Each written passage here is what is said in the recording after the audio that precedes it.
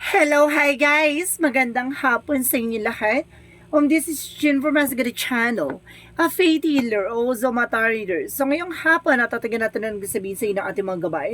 This is a weekly gabay for the month of January 11 hanggang January 17 for the sign of Cancer. So Cancer, welcome to my channel. Ano kayang messages, advices ng spirit guides ang ating masasaga for today's video? Kaya naman kayang energy o kaganapan sa buhay ng mga Cancer yan ng ating mga hagilap. So guys, this reading is a general reading lamang, hindi lahat makaka-resonate. Kunin lamang po makaka-relate sa inyo and comment down below kung kaninong energy ang ating nasaga. And of course, don't forget to like and subscribe my channel and hit notification bell for more videos update. And of course, maraming salamat sa mga walang sawang pagsuporta sa aking channel, lalo na hindi nag-skip ng ads. Naway pagpalain kayo ng Diyos at may kapal siksik-liglig na gumapaw ang biyayang manubalik sa inyo. And of course, umpisahan na natin ang laban for the sign of Cancer. So Cancer, welcome to our channel. Angel Spirit Messages, give me an information. Ano naman kayang kwento ng ating mga Cancer yan ng ating masasaga for today's video? And there is a temperance, so there is a perfect timing. So kailangan mong, diba, kumalma, huwag masyadong tawag dito, magmadali or maging padalos-dalos sa lahat ng eksena, no? Kumbaga may mga bagay na gusto mong ura-urada or something, kumbaga parang there is a rush or something. Ako nasa-sense dito na parang kumbaga nagiging mainit ka dito na parang gusto mo nang makuha isang bagay, no, which is hindi pa.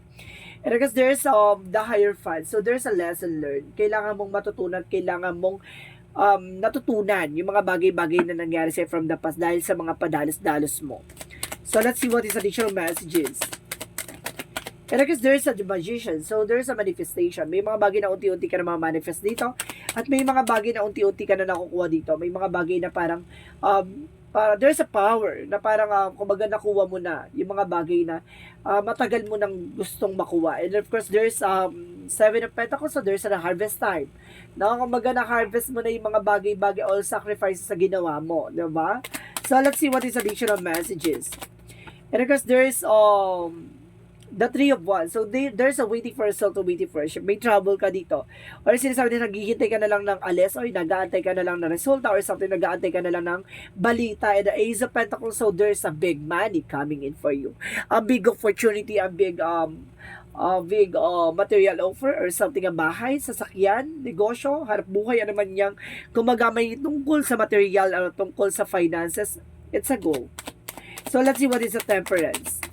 A temperance represents for a pentacle. So sinasabi dito, there's a protect your power, protect your energy. Na mag-budget ka, wag masyado maging padalos-dalos sa mga kagastusan or sa mga balak-balak mong mga eksena na yan. So let's see what is the higher part. Let's see what is the higher part. And there's the lovers. So, matuto ka na pagdating sa love life. Diba? Getting to know each other. Hindi sunggab na sunggab agad-agad. Ha? So, let's see what is the magician. Represent the Knight of Wands, slow and steady, diba? Kumbaga, yung mga taong, kumbaga, mahaba ang pasensya, yung mga taong, diba, mas inisip na maging, kumbaga, magpatuloy na lang. At of course, antayin na lang yung mga bagay na para sa kanila. Yun yung, kumbaga, doon nakikita yung magtuloy-tuloy na magandang eksena sa kanila. Kasi, hindi sila nagiging greedy na makuha nila isang bagay agad-agad. May mga bagay na parang, diba, kumbaga, makuha mo siya unfolded naturally, diba? So, let's see what is the Seven of Pentacles. And because there is the Knight of Cups, so there's a wish fulfillment. So may mga bagay dito na unti-unti na natutupad kasi there's a harvest moment. So may mga bagay na unti-unti mo na natutupad at unti-unti mo na nakukuha. And of course, Three of Wands represent the Two of Pentacles. So keep yourself balanced. So kailangan mo maging balance, emotional, practical. Kumbaga maging ano ka muna, kumbaga magpaano ka muna, magpakondisyon, parang gano'n. Habang nihintay mo, magpakondisyon ka na. So, let's see what is the Ace of Pentacles. Represent a judgment. So, there's a wake-up call or information na sinasabi dito na parang paalala ng judgment na parang, diba, this is the moment na ito yung nantay mo.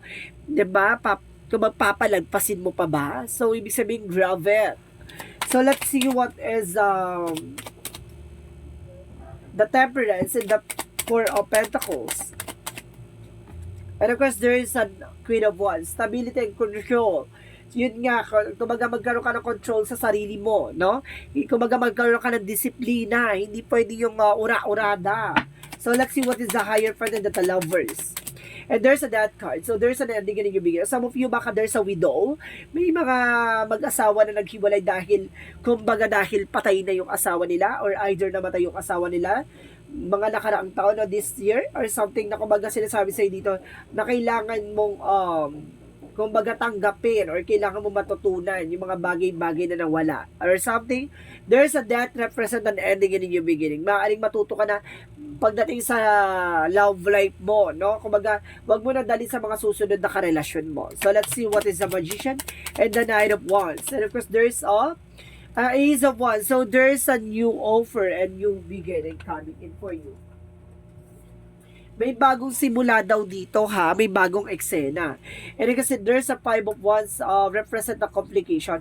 Mag-ingat ka lang no sa mga bagay-bagay na kumbaga hina-harvest mo or something. Kasi kumbaga, sinasabi dito may mga competitor ka dito na nasa paligid mo. Maraming mga kakompetensya or may mga taong kumbaga chismosa against sa'yo. So, ibig sabihin maging aware ka lang sa mga bagay-bagay na kumbaga ginagawa mo. Kumbaga maging resilience or maging tahimik ka sa mga decision mo. And because there's a Three of Wands and the Two of Pentacles represent the Nine of Pentacles. So, there's a financial windfall. No, ulanin ka ng swerte at biyaya this year. And then this week, rather. Kumbaga magtutuloy-tuloy na lang about sa finances. And because that Ace of Pentacles and the Judgment represent Six of Sword, no? The Four of Sword, no? Makinig ka sa intuitions mo, makinig ka sa gut feeling mo. Kumbaga, there's a divine intervention na paalala sa'yo ng divine na kumbaga kailangan mo mag-pay attention sa mga nangyayari sa paligid mo. Kasi there's a big opportunity coming in for you. So, let's see what is additional messages for the outcome, the High Priestess. So, there is an information, there's a hidden agenda or hidden enemies. May mga bagay dito na kailangan mong lakasan ng pakiramdam. There's a mystery behind na kailangan mong mag-take ng action para malaman mo yung mga bagay na nangyari behind your back. And the Three of Pentacles represent a teamwork, kumbaga there's a signs na inakatid sa'yo. Let's see what is additional messages for your career. Sa career naman is additional messages for the Chariot card. So, there's take an action. Kailangan mo mag-take ng action and the Empress card is a renewal and retreat and of course a new, renewal, retreat and of course, new beginning. So, may bagong simula dito and of course, new job, new promotion and of course, new work or something new business. Ganon. And of course, let's see what is additional messages for love life.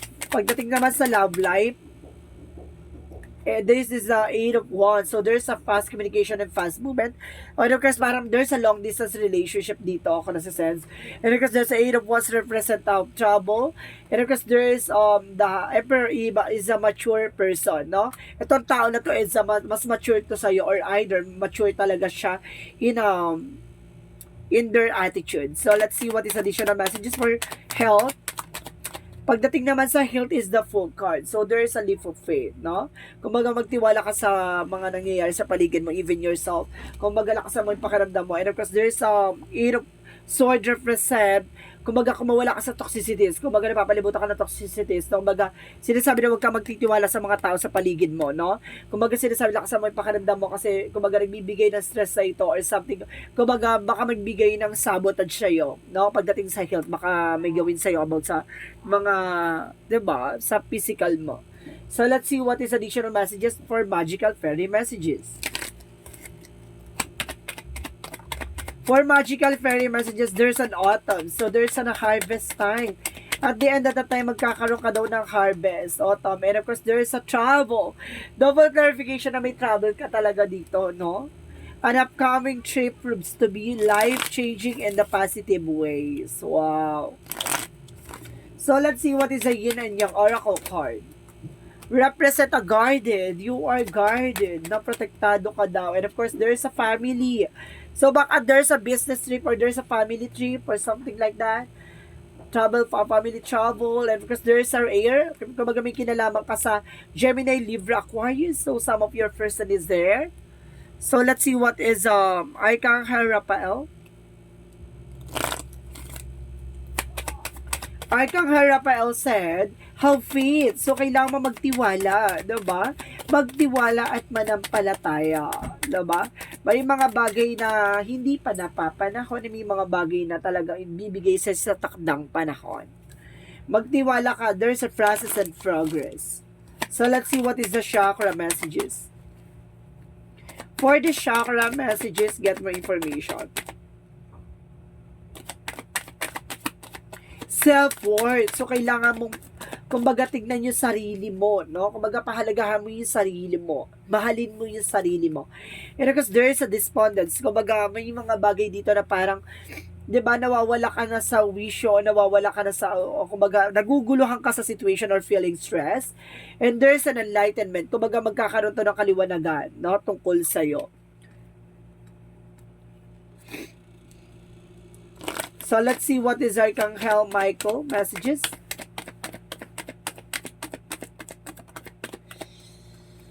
And there is a new beginning and fresh start. So, magkakaroon talaga ng bagong simula at bagong bukas. And of course, there is the person that you're asking is about trustworthy. Yung taong kinakausap mo ay mapagkakatiwalaan mo daw yan. So, let's see what is the Romance Angels. Pagdating sa Romance Angels, there's a pay attention to the red flag. So, may red flag for the judgment pala. So, may paalala sa'yo. Kumbaga, ipapasok sa'yo sa intuitions, no? Kumbaga, the signs are cautioning you. No? Kumbaga, pinapaalalahanan ka ng ating divine. And there's that card. So, there's an ending and a new beginning. May tao dito na gusto kang masyegi, no? Ginagawa ka ng black magic. And there's a humor, no? Tingnan mo yung lighter side of situation. Kapag alam mong walang nangyari sa'yo pagdating sa hospital, no? Kumbaga, kumbaga lagi ka pa-check up, walang nangyari. Kasi there's an information na may gumagawa sa'yo ng black magic. Gusto nito masyegi ka. And there's a builder, no? Palakasin mo ang pundasyon mo. Palakasin mo yung pondo mo. And because there is a light and love, magkakaroon ka na kaliwanagan pagdating sa pag-ibig. So, let's see what is the Monsology. Monsology represent confidence is your key to success. Kailangan mo ng confidence or kumpiyansa sa sarili mo. Labanan ng takot at pangamba mo. And of course, there's a fairy climax approaches. Nasa sa exciting fight ka na raw, dear. So, let's see what is additional messages. And of course, there is a illumination by God energy. The sun card is a success and growth and expansions, and the God energy represent purity, no? Kumbaga paglilinis or something. There's a transition and release. No, kailangan mo na makalis sa sitwasyon at kailangan mo nang alisin yung mga bagay-bagay na nagbibigay sa iyo ng blockages or kumbaga negativities, and the balance that brings you kumbaga confidence at the same time kumbaga continue, no? Yung financial windfall. Kailangan mo maging balance. So, let's see what is the energy. Energy represent a man holding a coin. A man holding a heart, sorry. Kumbaga, itong tao na to may hawak ng puso mo. Itong lalaki na to, or itong, kumbaga, ikaw yung lalaki na Cancer yan. Kumbaga, meron kang pinangahawakan na pag-ibig. No? May mahal na mahal ka. There's a still this. Protect your power, protect your energy. So, let's see what is additional messages. And of course, there's a baby steps. So, there is a actions. Follow your intuition before it makes sense, no? Kumbaga, kailangan mo mag-take ng action, no? At of course, kailangan mong sundin yung red flags or intuitions mo, no? Kundi walang mangyayari. And there is a fall in my arms. No, there is a surrender. So, let's see what is the Jesus loving quote said. Jesus' loving quote said, whatsoever you shall ask, the Father in my name, He will give it to you. Yung mga tao, yung mga bagay na hinihingi mo sa ating Panginoon, sa ating Ama, no? Maaaring ipagkaloob sa iyo yan kapag alam niya at karapat dapat na ipagkaloob sa iyo, ibibigay niya sa iyo yan. So, let's see what is the angel's answer. So, mag-isip ka na magiging question mo. Bibila ako na 3, kailangan nakapag-isip ka na, okay? 1, 2, 3. Angel's answer. Give me an answer for the question. There's a yes or no then, ha?